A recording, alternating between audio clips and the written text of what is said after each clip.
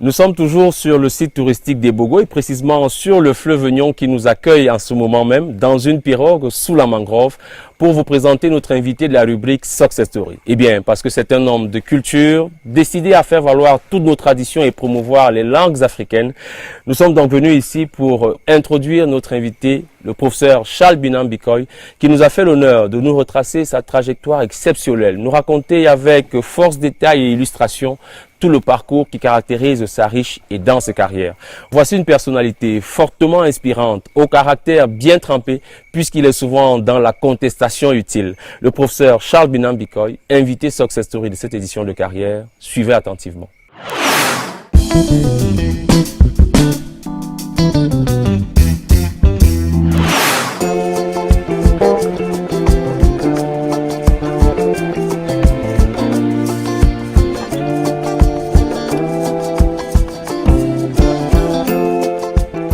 Je suis Charles Binam Bikoy, fils de Bikoy Binam Barthélemy et de Ngonjiki Marie-Madeleine. Ce que je devrais signaler ici, c'est que j'ai des parents multiculturels, dont je suis un Camerounais de race Bassa, africain de Cameroun, né il y a un peu plus de 65 ans.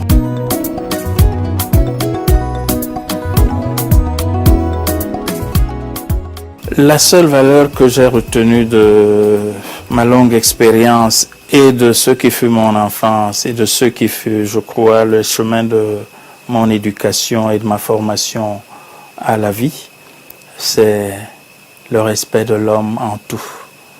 Respecter l'homme. S'aimer tel qu'on s'est découvert en ouvrant les yeux sur son propre être, parce qu'on s'aime. Aimez ceux qui vous ont donné de pouvoir vous regarder comme homme et de vous aimer et de donner en partage cet amour aussi longtemps qu'il y a des hommes sur votre chemin.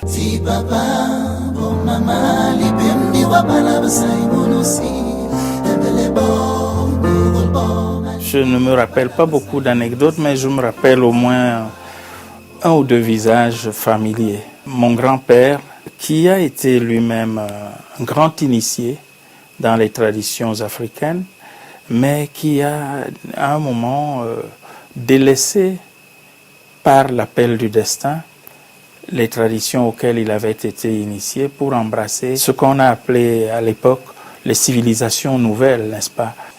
Il y a à côté de lui une dame, c'est la deuxième figure, qui a été son épouse. Eh bien cette dame, vous aimez les anecdotes, paraît-il, qui m'a surpris un jour alors que je me trouvais être élève au cours moyen 1. J'avais 9 ou 10 ans.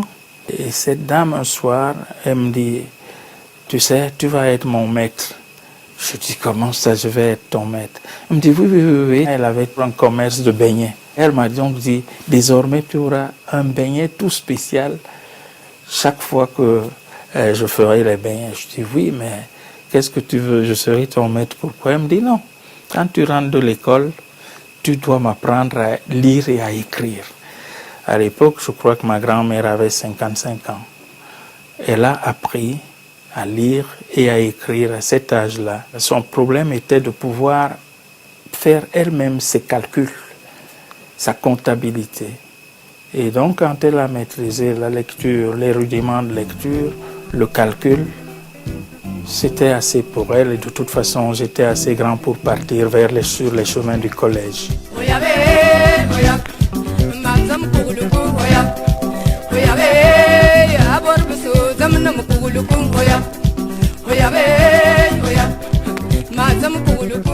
Je suis né à Otélé, j'ai grandi à Otélé pour les premières années de ma vie.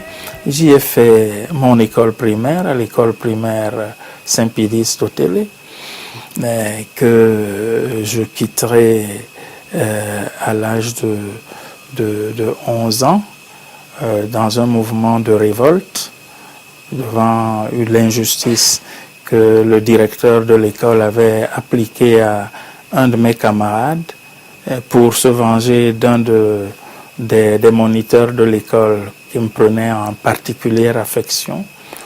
Protester, décider de de soutenir mon camarade puni injustement par le directeur de l'école. Évidemment, ça aboutit sur un clash où on a bloqué un samedi matin toute l'école à cause de moi, parce que j'avais dit que personne n'entrerait plus en salle de classe si mon camarade n'était pas dans la classe.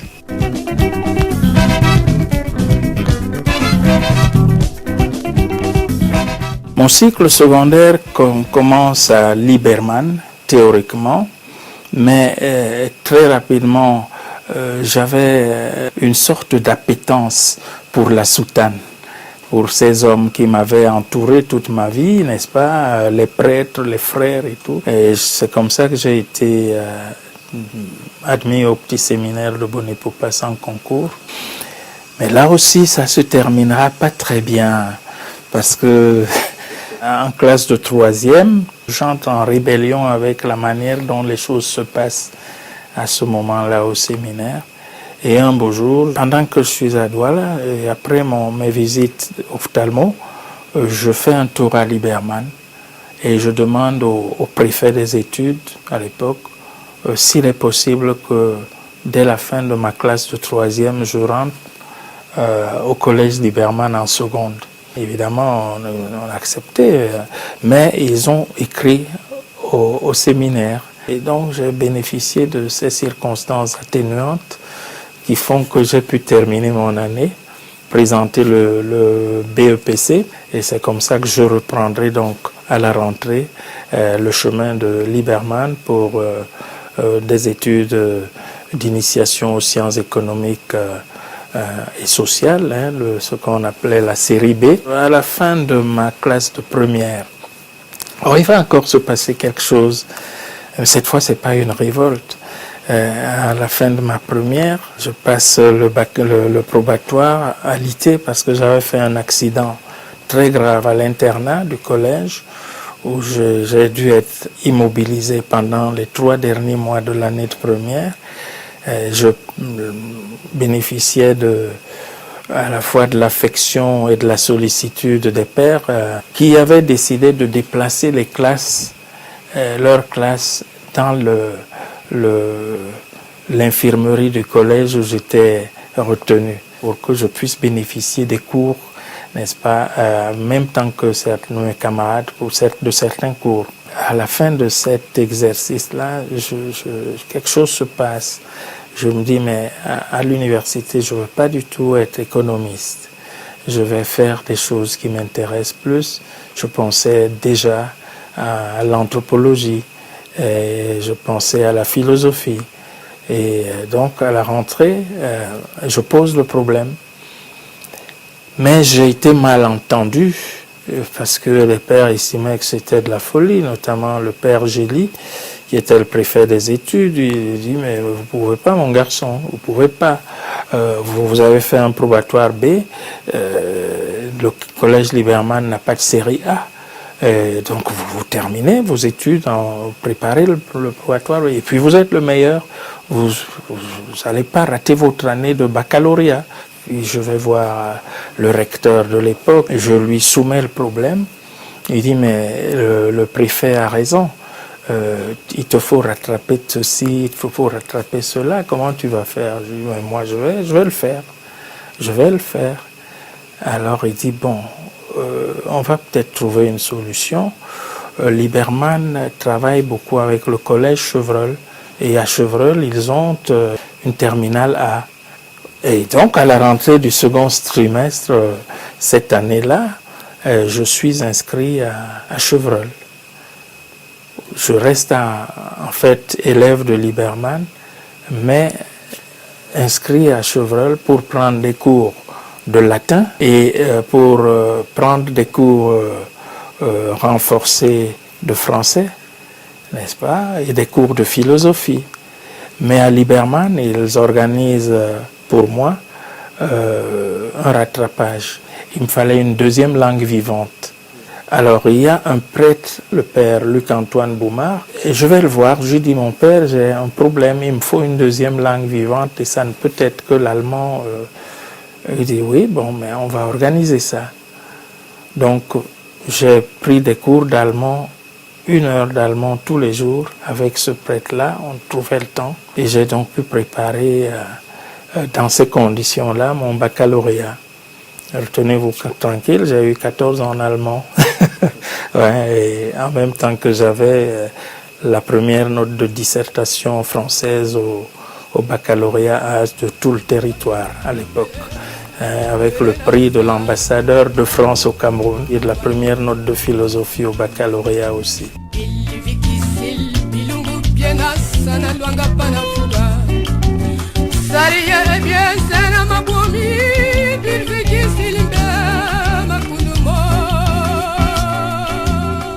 J'ai choisi de faire mes études au Cameroun dès la sortie du collège. Je suis fier donc d'avoir préparé ici une licence S-Lettres, puis après un diplôme d'études supérieures de lettres. Et puis après, je m'intéresse à des tas d'autres choses et c'est cela qui fera que au niveau de Bordeaux, je vais faire un DEA d'anthropologie en même temps qu'un DEA d'études de littérature comparée, n'est-ce pas? Et puis, je ferai quand même un doctorat de 3e cycle à l'université de Bordeaux 3,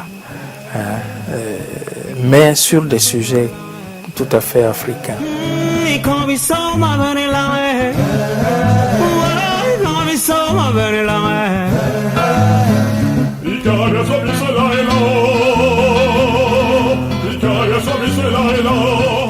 Le seul titre dont je me souvienne, c'est Les Contes du Cameroun.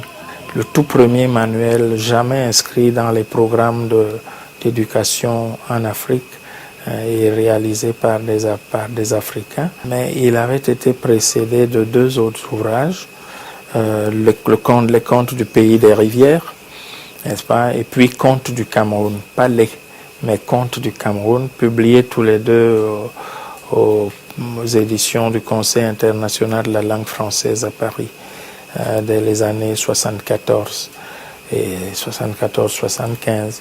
Et puis, je reprendrai un certain nombre des textes de ces 2 ouvrages pour faire préparer donc l'ouvrage destiné à être un manuel d'enseignement de la culture africaine, les contes du Cameroun. Et il y a une anecdote ici, c'est que je prépare ce livre-là en étant déjà recruté comme un jeune chercheur à l'Institut national d'éducation, que dirige Emmanuel Soundjok. Et quand je finis de rédiger le livre, je le lui soumets. Et il me dit non, mais il faut présenter, c'est très intéressant, il faut le présenter à l'inspection générale de pédagogie. Et c'est donc comme ça que je vais rencontrer Henri Balambarga, qui est inspecteur général au ministère de l'Éducation nationale. Apparemment, le livre plaît et il décide que ça doit être inscrit au programme dès la rentrée suivante. Mais il me dit, non, vous ne connaissez pas un grand maître qui puisse mettre son nom à côté de vôtre, vous êtes trop jeune et on ne vous connaît pas. Et il faut une caution. Je dis, mais la caution est déjà là, donc je vais revenir. Et donc je retourne vers mon maître, le professeur Emmanuel Soundjok, qui accepte d'accompagner ce projet-là. Et on revoit donc ensemble tout l'appareil pédagogique qui était inscrit dans le livre.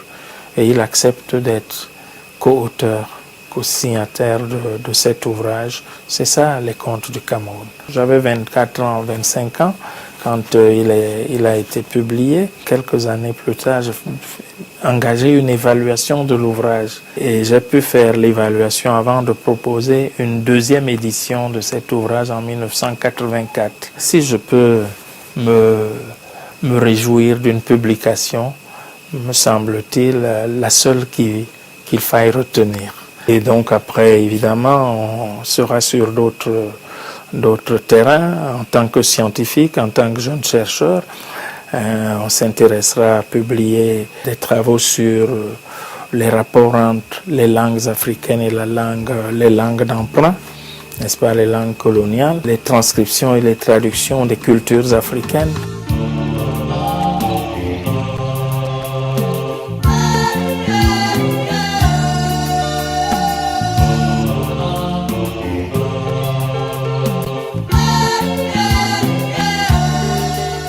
J'ai travaillé sur l'Est Cameroun, où je suis devenu sur le terrain anthropologue de métier, parce qu'il fallait aller à la découverte de sociétés peu connues.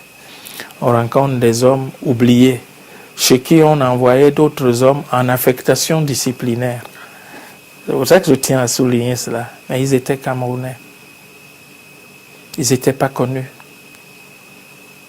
Ils étaient non seulement ignorés, mais minorés dans leur être. Cela va susciter mon intérêt et un intérêt accru pour leurs productions intellectuelles. Et c'est de là que sortira le maître ouvrage, enfin l'ouvrage qui sera ma thèse de doctorat d'État. Parce que ce ne sera pas une thèse comme une autre. Je ne veux rien démontrer dans cette thèse-là, mais je décide à un moment de produire en première mondiale, si on peut dire, n'est-ce pas, la plus belle fresque littéraire jamais produite par l'esprit humain, à ma connaissance. Et pendant quelques 15 ans, j'ai travaillé sur le Mpomo. Vous connaissez ce livre? Vous n'avez jamais entendu parler de Mpomo? Peut-être qu'on en a une copie ici. Oui, il y en a une ici. Vous avez deviné, je suis pygmée. Autant vous le dire, moi je suis pygmée. Yeah, yeah, yeah, yeah, yeah. Alors, vous avez le travail qui est sorti de cette recherche de plusieurs dizaines d'années, de cette immersion dans la tradition des peuples de la forêt de l'Est Cameroun, inconnus, où on disait qu'il ne peut rien sortir de bon de ces gens-là. Eh bien, c'est la plus grande épopée au monde, avec le Mahabharata des hindous. C'est elle que vous tenez entre les mains dans sa version française. Évidemment, j'ai également sorti produit la version en langue consimée. Une œuvre de dévoilement, n'est-ce pas, de la richesse et de la puissance de l'esprit humain chez des peuples minorés et inconnus. Je suis né sous un grand palais d'Uvier, mes dents ont aussitôt été taillées, pour mieux croquer du gibier boucané, car un pygmée c'est un grand carnassier. Chef de service de la coopération scientifique et technique, je crois que nous avons œuvré, contribué à donner une certaine impulsion à ce secteur-là pour la recherche scientifique et technique. Et puis après, on sera chargé d'études à ce qui sera le ministère de l'enseignement supérieur, de l'informatique et de la recherche scientifique. On sera chargé d'études. C'est l'époque où je serai essentiellement le logographe des ministres, n'est-ce pas? J'écrirai beaucoup de discours pour mes patrons. Et après, j'ai été, je crois, dans l'évolution, chef de division, directeur de la coopération encore. J'y reviendrai, la coopération scientifique et technique. Et c'est au moment où je suis à cette position haute-là que je me trouve confronté à la restructuration de la recherche agricole du Cameroun. De par les fonctions qui sont les miennes, j'ai pour mandat de négocier des accords, de suivre la mise en œuvre de ces accords-là, mais également de participer à la recherche de financement pour les instituts de recherche. Et c'est là que je tombe sur un énorme dossier. Les ajustements structurels étant là, le pays étant en difficulté, on a décidé qu'il faut restructurer la recherche agronomique du Cameroun. Vous savez, à l'époque, le Cameroun disposait de 2 instituts. L'Institut de recherche agronomique, l'Institut de la recherche agronomique, l'IRA, et l'Institut de recherche zootechnique et vétérinaire, l'IRZV. La demande de partenaires financiers qu'on appelle pompeusement les bailleurs de fonds, n'est-ce pas, c'est que dans l'intérêt du Cameroun, il faut resserrer le dispositif. Il faut un seul institut parce que c'est moins coûteux. Il faut ramener les effectifs à un niveau gérable, pour limiter les pertes d'argent, de ressources financières, et pour plus d'efficacité, il faut se réorienter, se réajuster, parce que la recherche agronomique du Cameroun est surdimensionnée. Voilà les thèses de la Banque mondiale et du FMI. La recherche agronomique, nous l'avons prise en main à ce niveau-là. Et nous avons donc repensé tout un schéma en partant d'une planification à long terme de la recherche agricole. Nous avons élaboré avec le concours de l'ISNAR et de l'INRA français, non pas des institutions, mais des experts identifiés là-dedans, notamment M. Joseph Casas, qui était le meilleur spécialiste de l'époque à l'INRA pour la planification stratégique. Nous avons réalisé un plan national de développement à long terme de la recherche agricole du Cameroun. Ce document est publié, vous n'y avez peut-être pas eu accès. Je suis prêt à vous en donner une copie, mais sinon vous demandez à la FAO, on vous donnera. J'ai signé le document avec Casas. C'est la base. Où nous avons donc consulté les différents partenaires dans le secteur, qui soient d'abord des nationaux, pour dire quelle pouvait être la vision dans 10 ans pour la recherche et pour le développement de l'agriculture. Une fois ce plan adopté, l'équipe a été restreinte, sectorielle. Nous disons un plan à moyen terme, sur 5 ans. Nous avons réalisé ce plan. Et une fois le plan à moyen terme réalisé, publié par la FAO, sans aucun moyen nouveau, nous disons, on va donc transformer le plan à moyen terme en plan de mise en place de la recherche agricole du Cameroun. C'est ça qui va devenir le document de projet pour l'IRAD.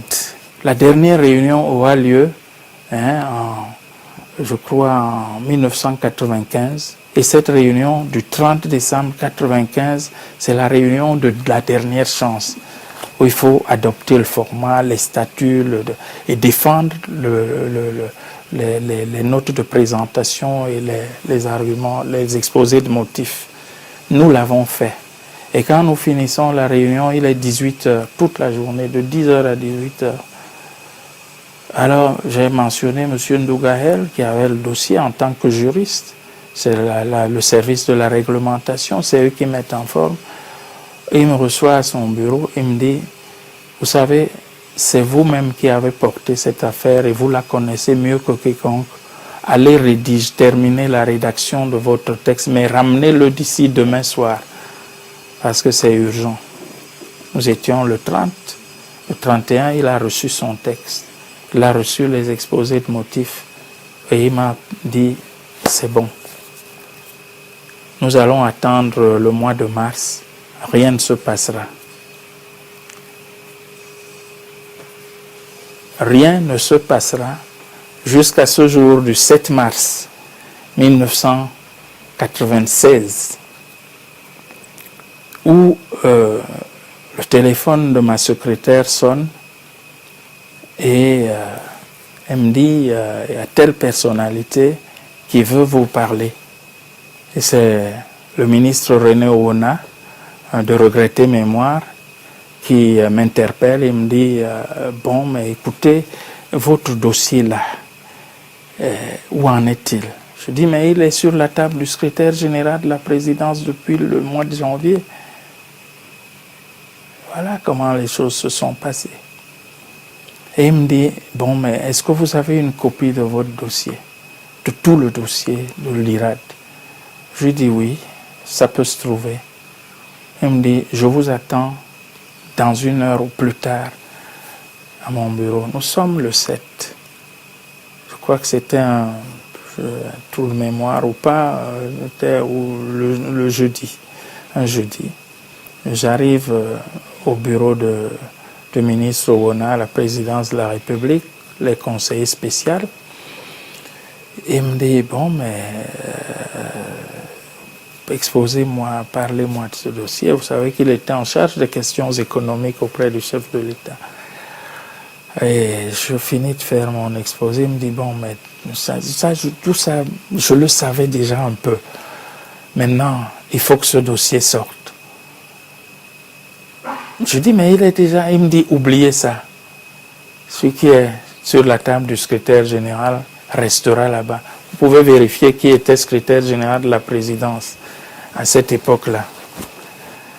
On se battait pour les postes, qui va être ci, qui va être ça. Je n'étais pas dans la bataille, évidemment, dans la course. Eh bien, il me dit, j'ai appris que vous maîtrisez parfaitement l'outil informatique. Je dis, oui, je fais le traitement de texte, mais il me dit, bon, prenez la place de ma secrétaire.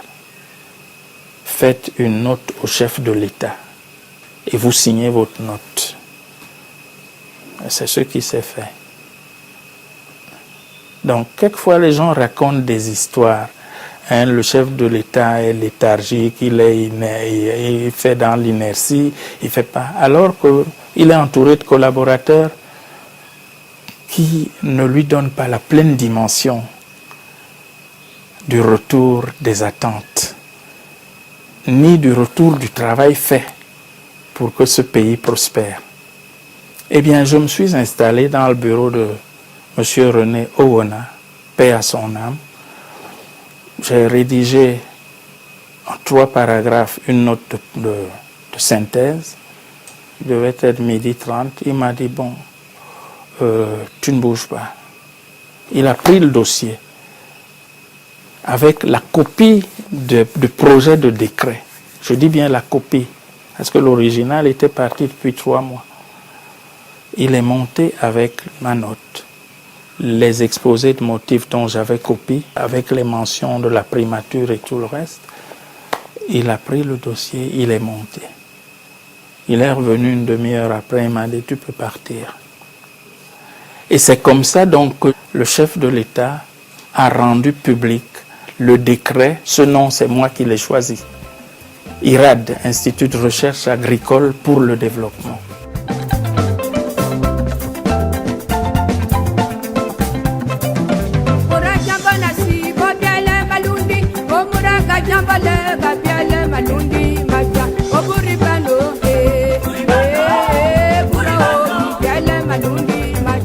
Le Cerdotola vient, comme vous le dites, de rappeler au monde qu'il a été créé il y a 40 ans. Et il a été établi au Cameroun à la faveur des choix du gouvernement camerounais et de l'État du Cameroun. Établi au Cameroun comme institution prééminente pour la connaissance et la valorisation du patrimoine historique, culturel et linguistique des hommes et des femmes d'Afrique. Vous savez, j'aime à dire, reprenant cela, un philosophe européen célèbre, que l'homme n'est homme que par sa puissance de culture. Ce qui densifie cette prétention qui est celle de tous les humains, d'être à tout le moins différent des animaux ou supérieur à l'espèce animale tout court, c'est la culture, c'est la constitution des patrimoines, c'est la capacité d'assurer les transitions à partir de transmissions qui ne peuvent être que transmissions de valeurs reconnues comme telles et susceptibles d'être mises en partage. Parce qu'elles peuvent, puisqu'elles sont valeurs et qu'elles sont mises en partage, transcender le temps et les situations qui sont conjoncturelles, qui quelquefois sont le domaine de la conjecture. Donc, la culture est l'essentiel. Et il y a 40 ans, des peuples, des gouvernements, des institutions, notamment l'OUA, l'UNESCO, ont œuvré en sorte que l'Afrique puisse disposer d'instruments qui soient des instruments pensés, conçus, formatés, gérés et portés par les Africains eux-mêmes au service de cette cause noble qu'est la dignité humaine pour l'homme africain. Rien n'est pire dans ce paysage-là que de se voir raconter son histoire par quelqu'un qui ne vous connaît pas, qui vous ignore par principe, qui vous dévalorise par calcul, et dont tout le rêve dans l'accomplissement de son propre destin est de vous humilier et de vous exclure de l'humanité. Rien n'est pire que de se voir raconter son histoire par cet homme-là. C'est ce qui est arrivé si souvent à l'Afrique. Or, les institutions comme le Cerdotola ont pour vocation de restituer à l'homme africain sa capacité de parole, son droit au rêve, son droit à l'erreur, mais surtout sa liberté de dire, de se dire tel qu'il est, tel qu'il se pense, tel qu'il se projette et comme il veut être en relation avec soi-même et avec les autres communautés humaines. Il faut dire à la jeunesse qu'il n'y a aucune prospérité à embrasser un océan en furie pour satisfaire une illusion. Par contre, il faut pouvoir développer des utopies et s'armer de patience, s'armer de courage, développer de la puissance pour rendre les utopies qu'on a pensées réalité à l'échelle et à la dimension de ses capacités. Parce qu'on s'accomplit toujours à une échelle et dans un certain nombre de capacités requises. Il faut donc que la jeunesse sache que nul n'est mieux ailleurs. L'herbe est toujours plus tendre dans le pré du voisin. Mais si on vous laissait le pré à gérer, vous vous apercevriez très vite que le pays de vos enfances, le pays que l'on quitte, restera toujours le plus beau. C'est à cultiver ce rêve que nous œuvrons au Cerdotola, à donner au monde actuel la plénitude de sa suffisance en tant que monde des humains. Parce qu'il n'y a pas un monde sans passé. Il n'y a pas d'humanité s'il n'y a pas des humanités qui portent l'humanité du jour. Or, les humanités sont inscrites dans la perspective historique. Il faut se raconter, il faut se redécouvrir. Et quand on se met donc sur ce chemin-là, à se découvrir, l'archéologie va dévoiler qu'en réalité, votre histoire, jeunes gens, notre histoire en tant qu'hommes et femmes d'Afrique, ne commence pas avec la traite négrière. Elle ne commence pas avec le colonialisme, expression la plus achevée de la barbarie. Elle ne s'achèvera pas, ni ne prospérera avec le néocolonialisme, qui est aliénation et, j'allais dire, expédition nouvelle de nos intelligences de nos consciences dans l'exil d'autrui. Il faut se reprendre en main.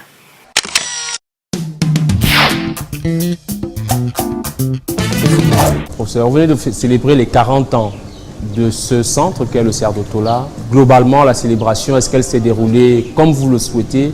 Et est-ce que l'idée du village Ubuntu a prospéré? Le village Ubuntu, forcément, c'est une référence désormais. Je crois que ce qu'il était important, nous aurions pu prendre n'importe quel nom pour nommer notre village. Et nous avons choisi de nous inscrire au cœur de la problématisation de l'homme africain. L'homme africain, dont vous savez la philosophie, qui est une philosophie non pas d'individualisme exacerbé, mais d'affirmation de la personne dans la solidarité des personnes. Et c'est cela que veut dire Ubuntu, n'est-ce pas, dans les langues Xhosa d'Afrique du Sud. Et on a vu beaucoup d'hommes à cette célébration des 40 ans du Cerf de Tola, notamment des autorités traditionnelles, des personnalités emblématiques de nos traditions et de nos valeurs culturelles. Quel était l'objectif de ce déploiement? L'Afrique est l'Afrique, non pas du tracé des frontières héritées de la colonisation, mais l'Afrique de l'éternité des Afriques, c'est-à-dire des communautés africaines elles-mêmes. Puisque nous sommes, parce que nous sommes, ça veut dire que nous sommes des hommes des communautés. Et ces communautés-là ont des valeurs, ont développé des savoirs, ont développé des avoirs, ont développé de la puissance. Et ce qui fait que, ayant développé tout cela, ces hommes se sont mis dans une perspective de leur épanouissement et de leur être au monde. C'est cela que nous avons voulu montrer. Et qu'au-delà de ce qui aujourd'hui justifie qu'on prenne un visa pour aller d'une région à l'autre ou d'un espace à l'autre de l'Afrique, il y a l'Afrique des substrats identitaires, il y a l'Afrique des communautés, et c'est par l'Afrique des communautés que le destin de l'Afrique doit pouvoir reprendre le dessus dans les enjeux qui sont les enjeux de développement, les enjeux dits d'émergence ou de réémergence et les enjeux de renaissance. Donc convoquer ici les représentants qui sont les dignes gardiens du patrimoine immémoriel de l'Afrique, c'est renouer ce que j'aime appeler la connectivité éternelle de l'Afrique. Et on l'a vu belle, on l'a vu tout en couleur, on l'a vu dans toute la pétulance de son existence.